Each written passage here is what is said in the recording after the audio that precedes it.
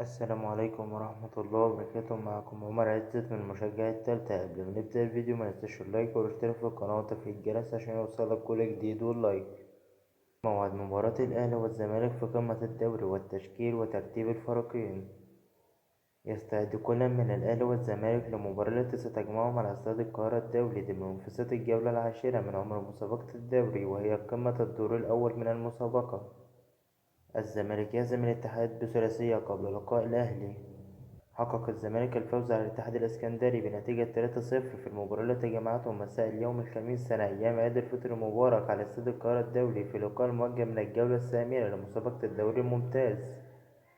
الأهلي يهزم زد بهدف وسام أبو علي قبل القمة.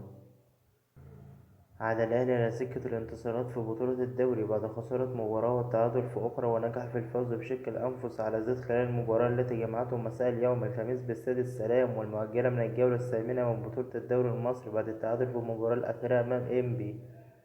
ترتيب الفريقين في الدوري قبل لقاء القمة: رفع الأهلي رصيده 21 نقطة وارتقى للمركز التاسع في ترتيب المسابقة بعدما لعب 10 مباريات، حقق 6 انتصارات وتعادل في 3 مرات وخسر لقاء واحد، وسجل لاعبيه 23 هدف وتلقى شباكه 11 هدف.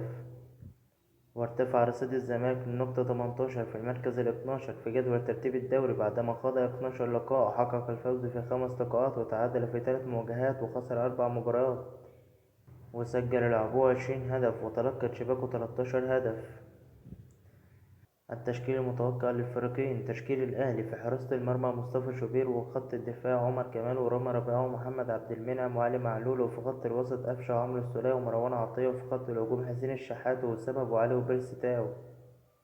تشكيل الزمالك: في حراسة المرمى محمد عواد، وفي خط الدفاع أحمد فتوح وحسام عبد المجيد وحمزة المسلوسي وعمر جابر، وفي خط الوسط أحمد حمدي ودونجا وعبد الله السعيد، وفي خط الهجوم زيزو وسامسون وناصر ماهر.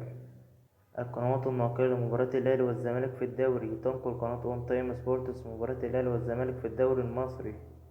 ودي كانت آخر أخبارنا. متنساش تدعمنا باللايك والاشتراك في القناة وتفعيل الجرس عشان يوصلك كل جديد. والسلام عليكم ورحمة الله وبركاته.